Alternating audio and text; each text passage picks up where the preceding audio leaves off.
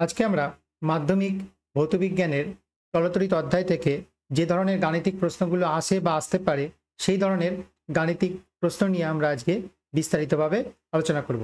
তো চলো শুরু করা যাক আজকে আমাদের আলোচনা।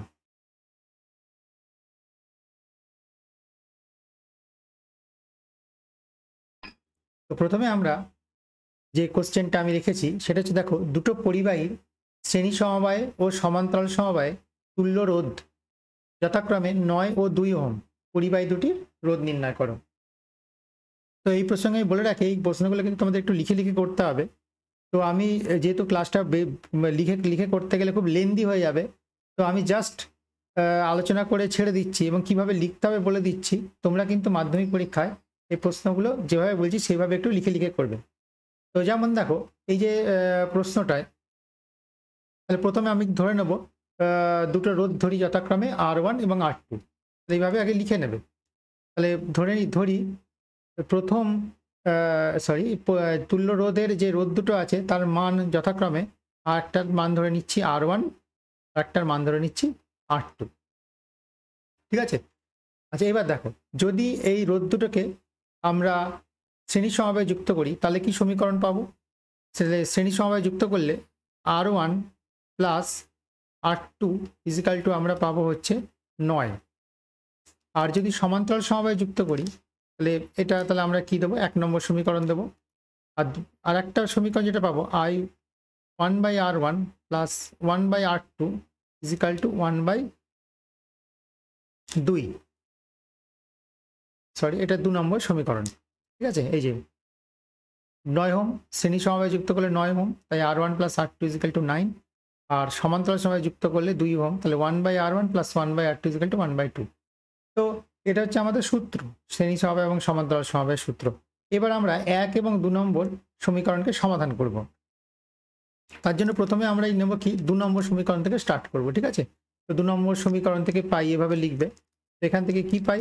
এখান থেকে পাই 2 নম্বর সমীকরণ থেকে, যে এখান থেকে আমরা পাই R1 R2 R1 plus R2 equal to half, বা R1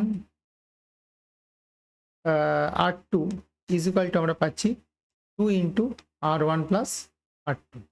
এবার R1 প্লাস R2-র মানটা আমরা 1 নম্বর থেকে পাচ্ছি। R1 প্লাস R2-র মান হচ্ছে 9, তো 9 দুগুণে 18। তাহলে এটা হচ্ছে আমার 3 নম্বর সমীকরণ। তাহলে আমরা কি পেলাম? R1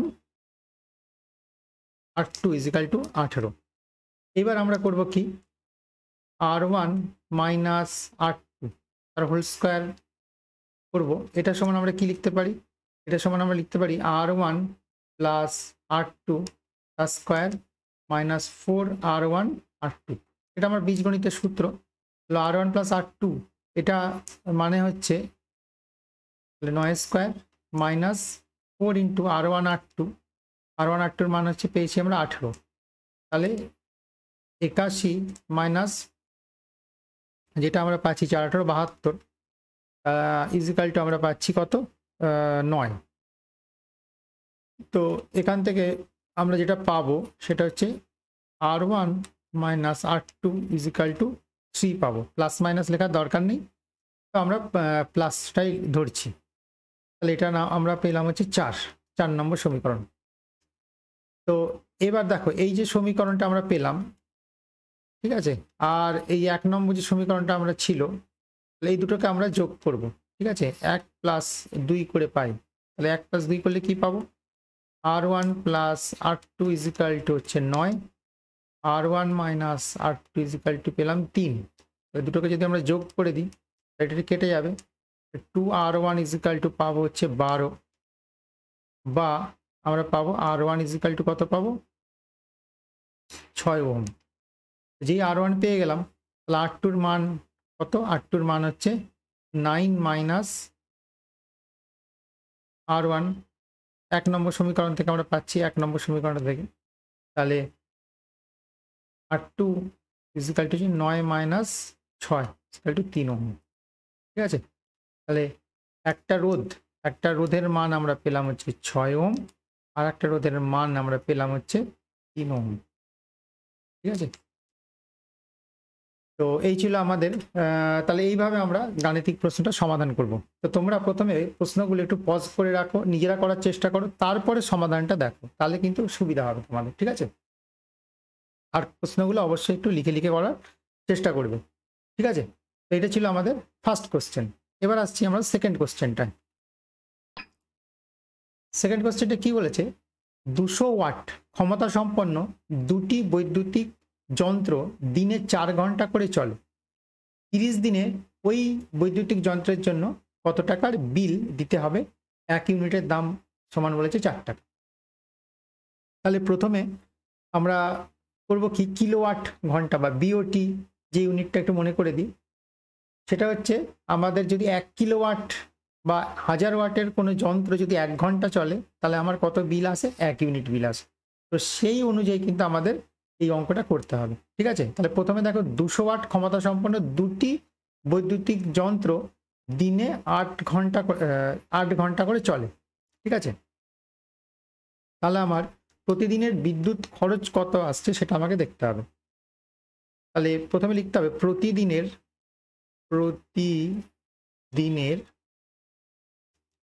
বিদ্যুৎ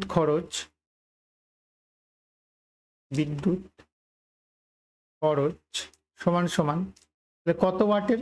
200 ওয়াটের। কটা চলছে? দুটি বৈদ্যুতিক যন্ত্র। আর ক ঘন্টা করে চলছে? না 4 ঘন্টা করে চলছে। তো এটা ছিল ওয়াট ঘন্টা, তাহলে আমাদের কিন্তু লাগবে কিলোওয়াট ঘন্টা। তাহলে এটাকে আমাকে 1000 দিয়ে ভাগ করে দিতে হবে, ঠিক আছে? তাহলে প্রতিদিনের বিদ্যুৎ খরচ কত আসছে আমরা 2 দিয়ে কেটে দিই, ঠিক আছে? 10টা কাটার দরকার নেই, তাহলে আমাদের একটু কোশ্চেনটা শর্টে হবে। তাহলে 2 দুগুণে 4, 32, মানে এটা আসছে 3.2 ইউনিট, ঠিক আছে? তাহলে প্রতিদিন আমার বিদ্যুৎ খরচ হচ্ছে 3.2 ইউনিট করে, ঠিক আছে? এইবার দেখো তাহলে 30 দিনে বিদ্যুৎ খরচ কত হবে? 30 দিনে বিদ্যুৎ খরচ হয় 3.2 ইন্টু এত ইউনিট বা এত বিওটি, যেটা ইচ্ছা লিখতে পারো, যে কোনো একটা ইউনিট লিখতে পারো, ঠিক আছে? তাহলে 30 দিনে বিদ্যুৎ বিল আসবে 3.2 ইন্টু 30, প্রতি ইউনিট কত করে? 4 টাকা করে, তাহলে এত টাকা। তাহলে এটা যদি আমরা হিসাব করি কত আসবে? 384 টাকা। তাহলে আমাদের বিদ্যুতের বিল আসবে 384 টাকা। তো এইভাবে এই অঙ্কগুলো করতে হবে, ঠিক আছে? এবার আসছি আমরা নেক্সট কোশ্চেন।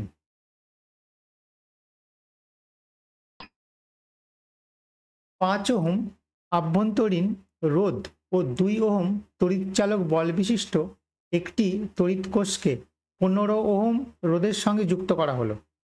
কোষের প্রান্তদ্বয়ের মধ্যে বিভব প্রভেদ কত হবে? তো এই ধরনের অঙ্কগুলো প্রথমে আমরা করব কি, সার্কিট ডায়াগ্রামটা আমরা আগে এঁকে নেব। চলো প্রথমে আগে সার্কিট ডায়াগ্রামটা এঁকে নিই।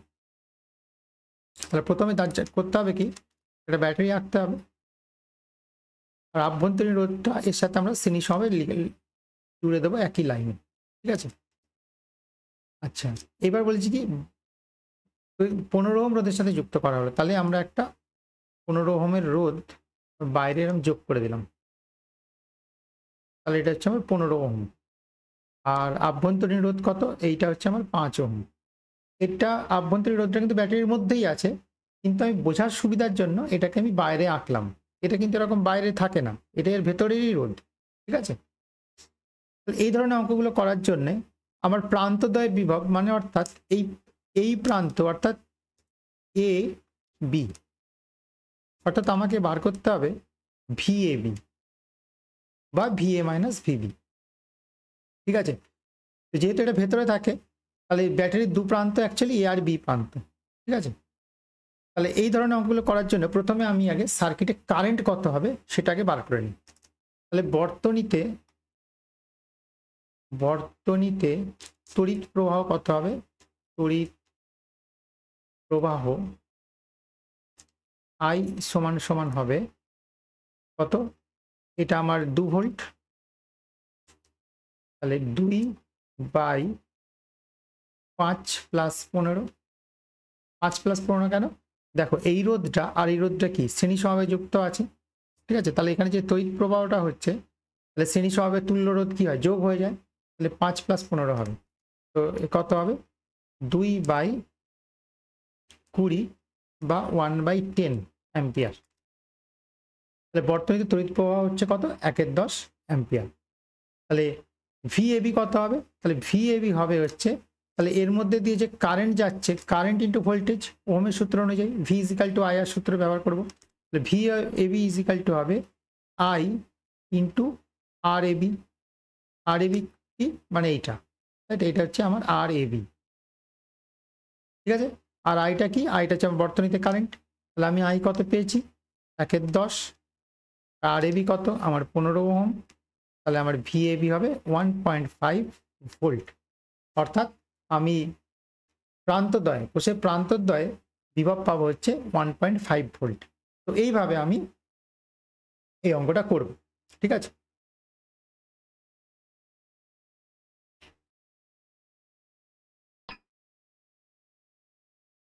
এবার আসি নেক্সট কোশ্চেন, খুব ইন্টারেস্টিং কোশ্চেন। সেটা বলছে 2 ওহম, 3 ওহম, 6 ওহম রোধকগুলিকে কিভাবে সংযোগ করলে 4 ওহম এবং 1 ওহম রোধ পাওয়া যাবে, ঠিক আছে। তাহলে এটা একটা সমবায়ের অঙ্ক, কিন্তু একটু ঘুরিয়ে দেওয়া হয়েছে, ঠিক আছে। তো এই ধরনের অঙ্কগুলো আমরা কিভাবে করব, প্রথমে দেখো বিভিন্ন সমবায়, আগে আমরা এগুলোকে শ্রেণী সমবায়ে যোগ করে দেখবো আর সমান্তরাল সমবায়ে যোগ করে দেখব আমাদের কাঙ্ক্ষিত উত্তরটাই পাচ্ছি কিনা, ঠিক আছে। যদি না পাই তারপরে আমরা মিশ্র সমবায়ের কথা ভাববো, ঠিক আছে। তো প্রথমে যদি আমরা এই যে 3টে রোধ দিয়েছে যদি শ্রেণী সমবায়ে যোগ করে দিই, তাহলে এটা হচ্ছে 2 ওহম, এটা হচ্ছে 3 ওহম, আর এটা হচ্ছে 6 ওহম। যোগ করে দিলে আমার তুল্য রোধ কত আসছে, 3 আর 2 5, 6 আর 5 11 ওহম, ঠিক আছে। তাহলে দেখো আমার 11 ওহম কোথাও আছে কি না, 4 ওহম এক নেই, তাহলে আমার এই 3টে রোধ শ্রেণী সমবায়ে যুক্ত নয়। নেক্সট আমি করব কি, সমান্তরাল সমবায়ে যুক্ত করে দেখব। তাহলে এই 3টে রোধকে আমি সমান্তরাল সমবায়ে যুক্ত করলাম, 2, 3 আর হচ্ছে 6 ওহম।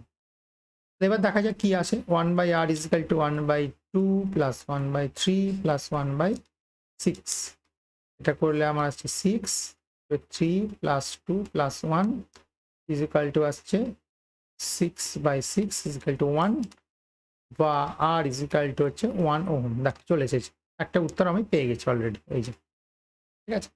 তাহলে 1 ওহম, তাহলে অর্থাৎ 2, 3 এবং 6 এই ওহমগুলোকে, এইটাকে যদি আমরা সমান্তরাল সমবায়ে যোগ করি তাহলে আমরা কি পাচ্ছি, 1 ওহম পাচ্ছি। তাহলে আমার দ্বিতীয় কোশ্চেনে যে দ্বিতীয় পার্ট সেটা আমার কিন্তু হয়ে গেল। তাহলে লিখতে হবে 1 ওহম রোধ পেতে হলে আমাকে 2, 3 এবং 6 ওহমকে আমাদের সমান্তরাল সমবায়ে যুক্ত করতে হবে, এই কথাটা কিন্তু লিখতে হবে, ঠিক আছে। এইবার দেখো 4 ওহম তাহলে আমরা কি করে পাবো, তাহলে 4 ওহম পাওয়ার জন্য আমাদের কিন্তু মিশ্র সমবায় আমাকে ব্যবহার করতে হবে, ঠিক আছে। তো এটা সেরকম কোনো সূত্র নেই, তো প্রথমে আমাকে ট্রায়াল করে করে দেখতে হবে, ঠিক আছে। ধরো আমি প্রথমে এরকম নিলাম, দুটোকে আমি সমান্তরাল সমবায়ে রাখলাম, কোন দুটোকে না 3 ওহম আর 2 ওহম, সরি 6 ওহমকে সমান্তরাল সমবায়ে রাখলাম, তার সাথে আমি 2 ওহমকে শ্রেণীতে রাখলাম। এইভাবে সার্কিটটা আমি ড্র করলাম, ঠিক আছে। এটা একটু পরিষ্কার করে লিখি।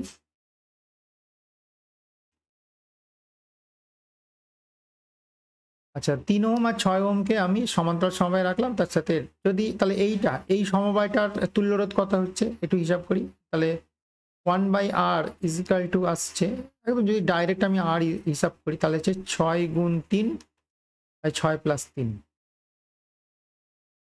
সমান আসছে 3, 6, 18/9 ইজিক্যালটা হচ্ছে 2 ওহম, ঠিক আছে। তাহলে এই দুটো, তাহলে এর যে ইকুইভ্যালেন্ট ছবিটা হচ্ছে সেটা হচ্ছে এরকম, এটা হচ্ছে আমার 2 ওহম পেলাম, তাই তো। এটার আমার তুল্য রোধ কত আসছে 2 ওহম, এটার সাথে আমার এটা 2 ওহম শ্রেণী সমবায় আছে, তাহলে এইবার দেখো আমি পেয়ে যাচ্ছি 4 ওহম। ঠিক আছে, তাহলে 4 ওহম পেতে হলে আমাকে 3 এবং 6 এই দুটোকে সমান্তরালে যুক্ত করতে হবে, তার সাথে 2 ওহমকে শ্রেণী সমবায়ে যুক্ত করতে হবে। আবার বলছি, 3 এবং 6 এই দুটোকে আমাদের সমান্তরাল সমবায়ে যুক্ত করতে হবে এবং 2 ওহমকে তাদের সাথে শ্রেণীতে যুক্ত করতে হবে। ঠিক আছে, এইভাবে এই ধরনের কোশ্চেনগুলো আমাকে করতে হবে।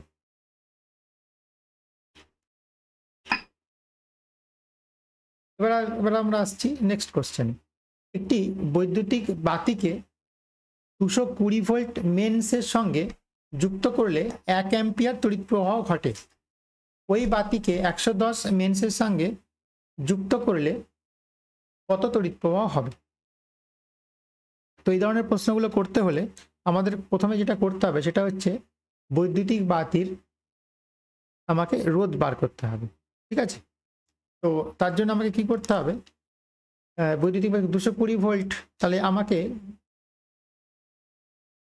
এর V is equal two IR, প্রথমে এই সূত্র ইউজ করতে হবে।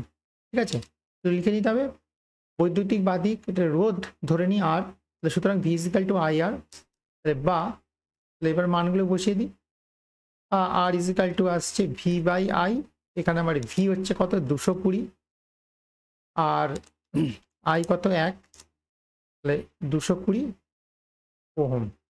তাহলে বৈদ্যুতিক বাতির রোধ হচ্ছে 220 ওহম। এইবার যদি আমি 110 ভোল্টের সাথে যুক্ত করি তো সেক্ষেত্রে আমার তড়িৎ প্রবাহ হবে আমার একই ফর্মুলা, তো এটা হচ্ছে প্রথম ক্ষেত্র। ঠিক আছে, লিখে নেবে এরকম ভাবে প্রথম ক্ষেত্র। তো প্রথমে লিখবে ধরি বাল্বের রোধ আর, তারপরে আমরা ওহমের সূত্র প্রয়োগ করে পাই প্রথম ক্ষেত্রে আর ইজ ইকাল টু 220 ওহম, অর্থাৎ বৈদ্যুতিক বাতির রোধ হচ্ছে 220 ওহম। এবার হচ্ছে আমার দ্বিতীয় ক্ষেত্র, তো দ্বিতীয় ক্ষেত্রে V is equal to I R use করবো, বা আই ইজ ইকাল টু হচ্ছে ভি বাই আর, এই ফর্মুলায় আমরা যাব। তাহলে ভি কত এবার 110 ভোল্ট, এই যে বলেছে এই যে 110 ভোল্ট, আর আমি আর অলরেডি পেয়েছি 220 ওহম। 0 0 কেটে গেল, 11 দুগুণে 22, হাফ অ্যাম্পিয়ার। তাহলে আমার এই বাল্বটাকে 110 ভোল্ট মেন্সে যুক্ত করলে হাফ অ্যাম্পিয়ার তড়িৎ প্রবাহ হবে। ঠিক আছে, এবার আমরা আসছি নেক্সট প্রশ্ন।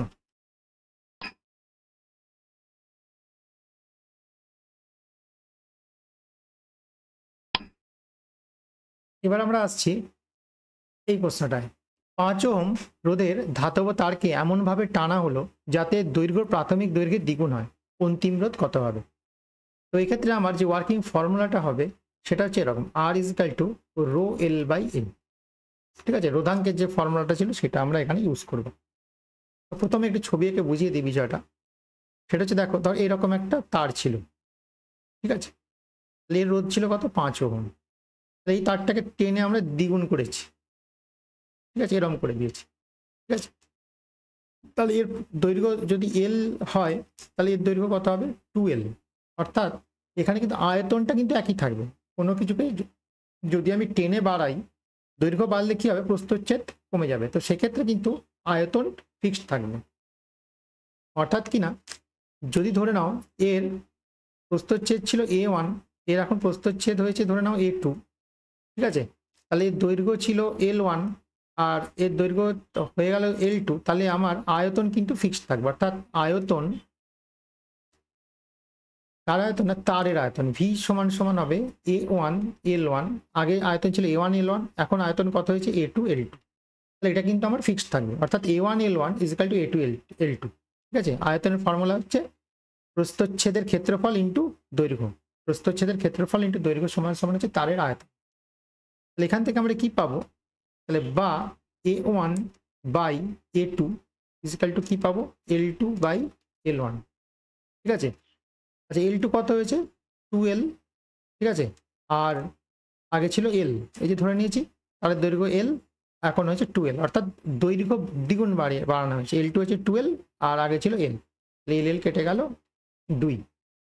তাহলে এইটা আমি একটা জায়গায় করে রাখি 1 নম্বর। তোমরা আগে কিন্তু লিখে নেবে, হ্যাঁ, ধরি তারের প্রস্থ হচ্ছে A1, দৈর্ঘ্য হচ্ছে L। ঠিক আছে, দৈর্ঘ্য দ্বিগুণ করে তার প্রস্থচ্ছেদ হলো 2L। এইভাবে লিখে তারপরে লিখবে, যেহেতু তারটির আয়তন ধ্রুবক, তাহলে A1 L1 equal to A2 L2 equal to A1 by A2, যেমনভাবে আমি লিখেছি এভাবে লিখে নেবে। ঠিক আছে, তাহলে প্রথমটা কিন্তু তোমাদের লিখতে হবে। ঠিক আছে, তাহলে এবার আমরা এই ফর্মুলাটা ইউজ করব। ঠিক আছে, তাহলে প্রথম ক্ষেত্রে আমরা কি লিখতে পারি, প্রথম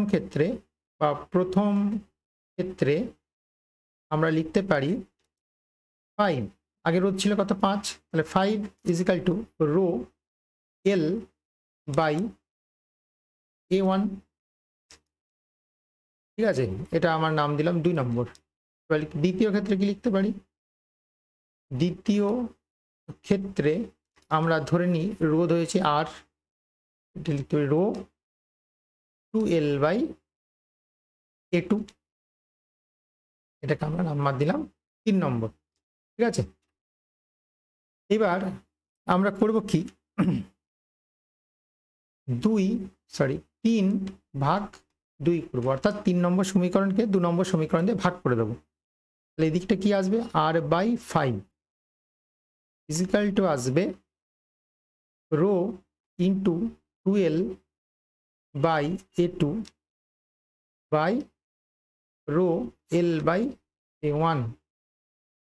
তাহলে কি এই রো কেটে যাবে, এই এল কেটে যাবে, তাহলে আমার আসবে A1 by A2 into 2 is equal two কত আসবে, A1 বাই A2 মান আমরা অলরেডি পেয়েছি, এই যে 2 গুণ 2 বা আর বাই 5 ইজিক্যাল টু হচ্ছে 4 বা আর ইজিক্যাল টু 20 ওহম।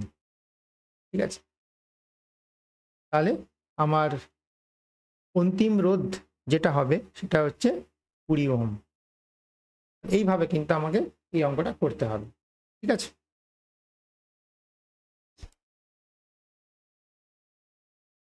এবার আমরা আসছি নেক্সট অঙ্কটা।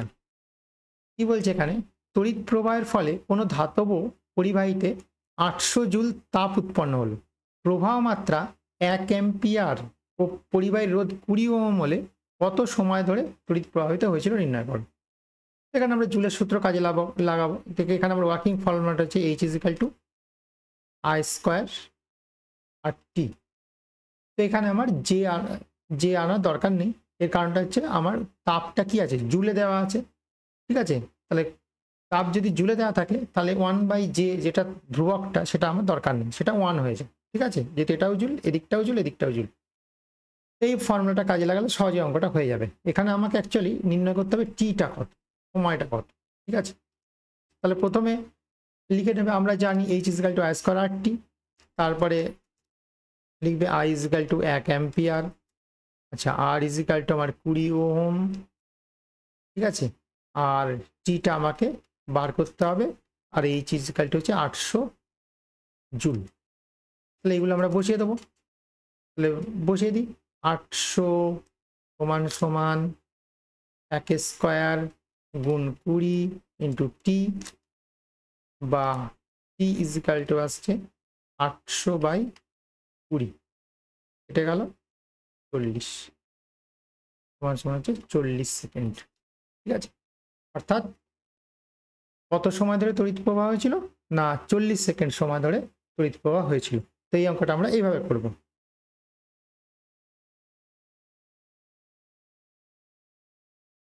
এবার আমরা আসছি নেক্সট অঙ্কে।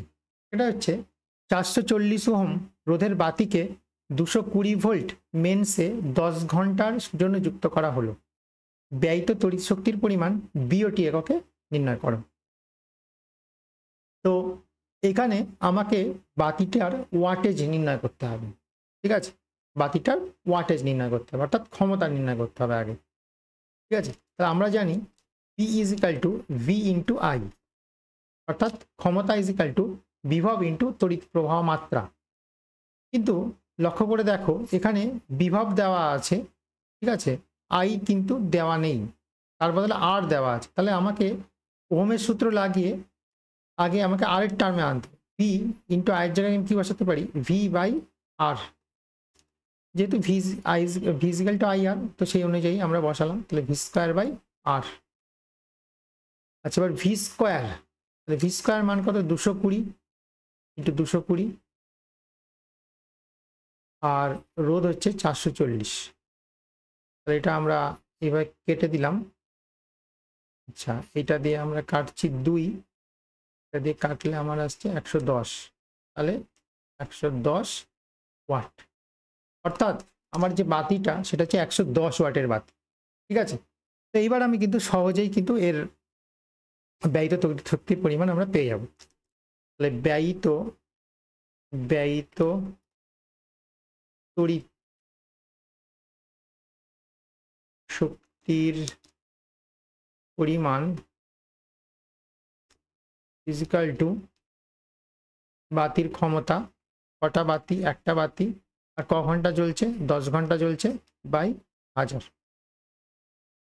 তাহলে এটা আমি কাটলাম, একটার সাথে একটা কাটলাম, ইজিক্যাল টু লাস্টে 1.1 বিওটি, 1.1 বিওটি হবে এর অ্যান্সার। ঠিক আছে,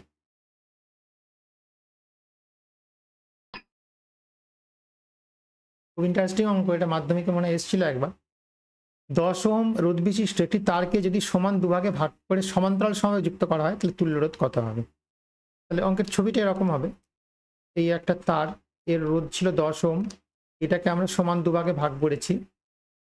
ঠিক আছে, তাহলে এক একটা কত করে আসছে, 5 ওহম, এটা আসছে 5 ওহম। এবার এটাকে আমরা সমান্তরাল সময়ে যুক্ত করেছি, তাহলে এই অবস্থায় তুল্য রোধ কত বার করতে বলেছি।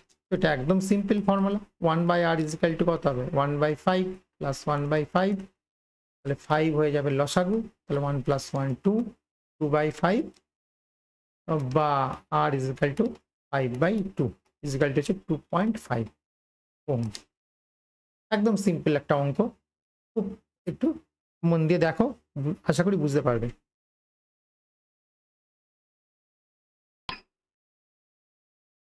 দেখো এবার কি বলেছে, এবার বলেছে সমান দৈর্ঘ্যের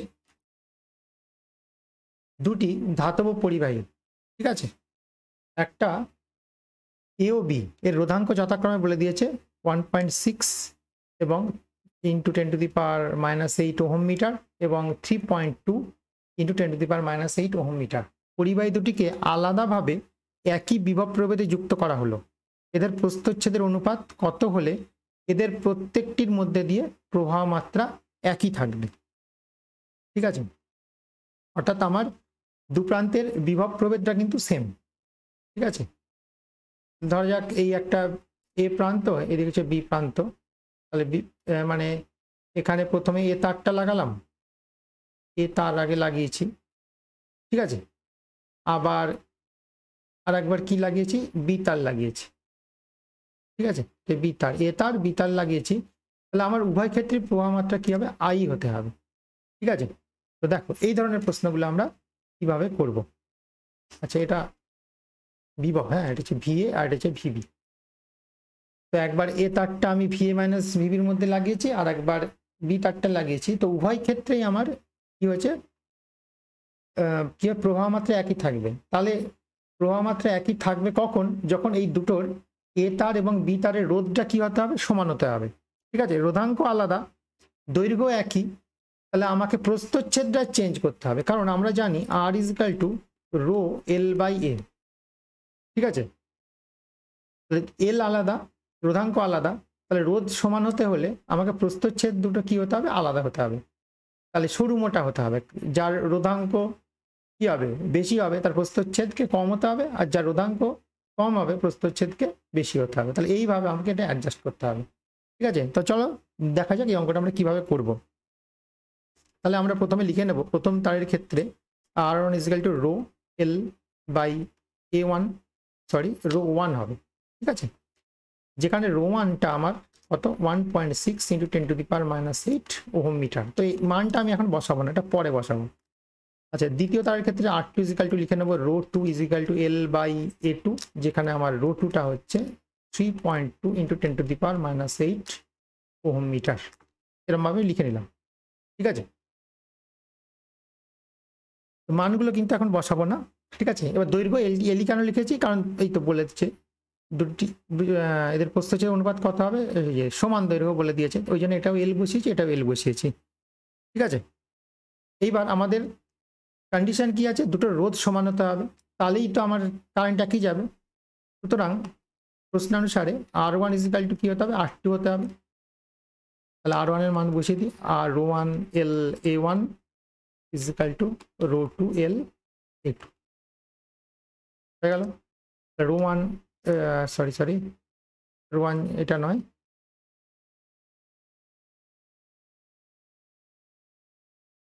এটা একটু মুছে দিচ্ছি, ভুল লিখে ফেলেছি। এটা হবে রো 1 যেমন আছে থাকলে এলটা কেটে যাবে, ঠিক আছে। বা তাহলে আমার কি রইল, rho 1 by A1 equal to rho 2 by A2 এটা রইল। তাহলে এখান থেকে আমরা কি লিখব, বা A1 বাই A2 সমান সমান আসবে, দেখো তাহলে A1 এদিকে উঠে আসছে, এই যে A1টা এদিকে উঠে আসছে, আর তাহলে রো 2টা এদিকে নেমে যাচ্ছে, ইজিক্যাল টু আসবে রো 1 বাই রো 2। রো 1 এর মান বসিয়ে দিই 1.6 ইন্টু 10 টু দি পাওয়ার -8, আর রো 2 এর মান বসিয়ে দিই 3.2 ইন্টু 10 টু দি পাওয়ার -8। এটা কেটে গেল, দশমিক দশমিক উঠে গেল, তাহলে 16/32 1/2। তাহলে আমার ফাইনাল যে অ্যান্সারটা আসছে, বা A1 to A2 সমান সমান আসছে 1:2। তাহলে এটা হচ্ছে আমাদের অ্যান্সার। তাহলে 1:2 প্রস্থচ্ছেদের অনুপাত হবে।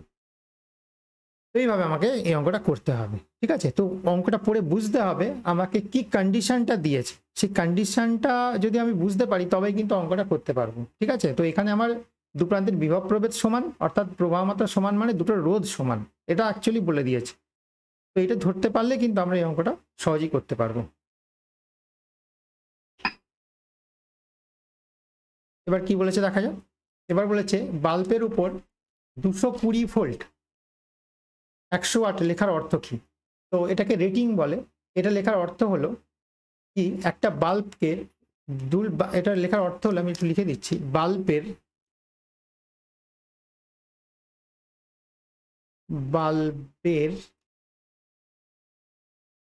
দু প্রান্তে 220 ভোল্ট বিভব প্রভেদ প্রয়োগ করলে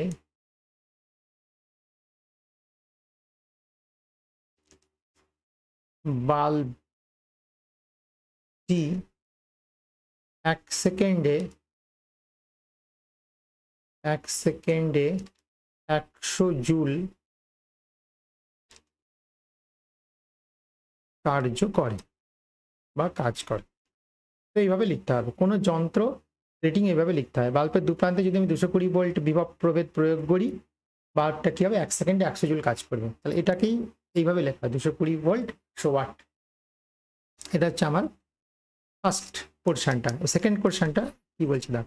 এবার আমি আসছি আমাদের সেকেন্ড কোশ্চেনটে। সেকেন্ড যে প্রশ্নটা আছে কি বলছে, বাল্বের উপর 220 ভোল্ট 60 ওয়াট ও 240 ভোল্ট 100 ওয়াট রেটিংয়ের দুটি বৈদ্যুতিক বাতিকে শ্রেণী সমভাবে যুক্ত করলে কোন বাতিটি অধিকতর উজ্জ্বলভাবে জ্বলবে।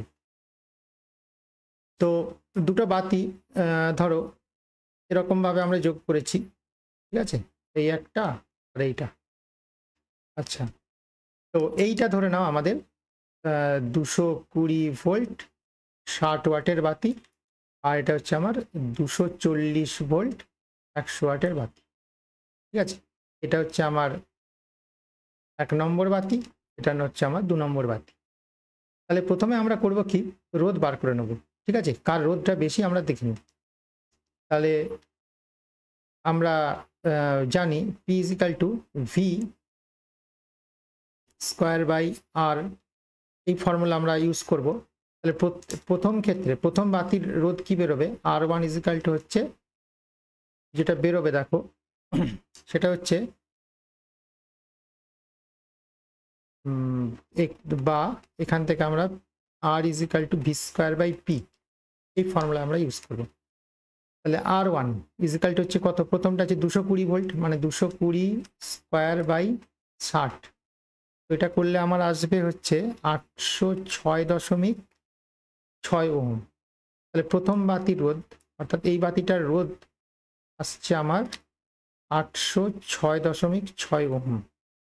আর R2 কত আসছে দেখে নিই, R2 আসছে আমার 240 স্কোয়ার বাই 100, এটা করলে আমার আসছে 576 ওহম, অর্থাৎ এটা আসছে আমার 576 ওহম।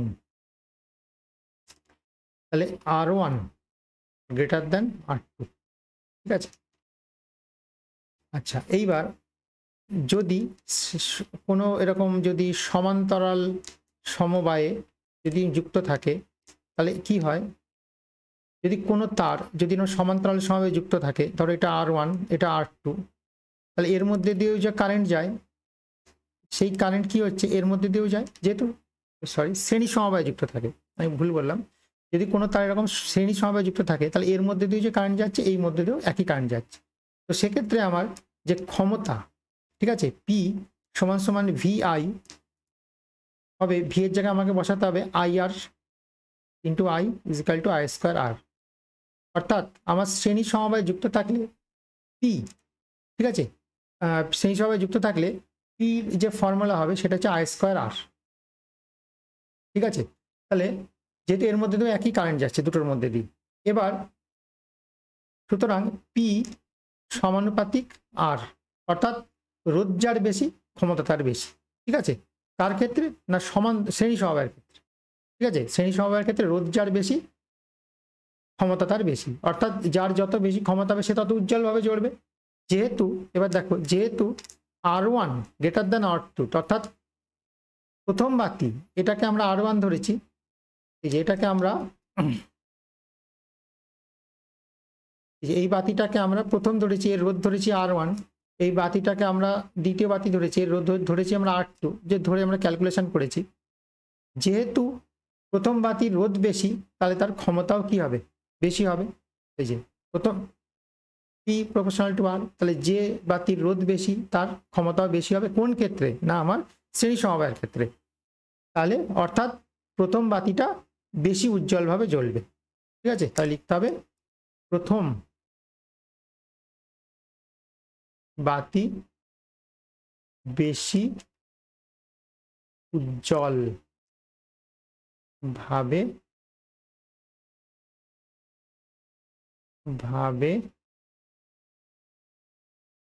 চলবে, ঠিক আছে।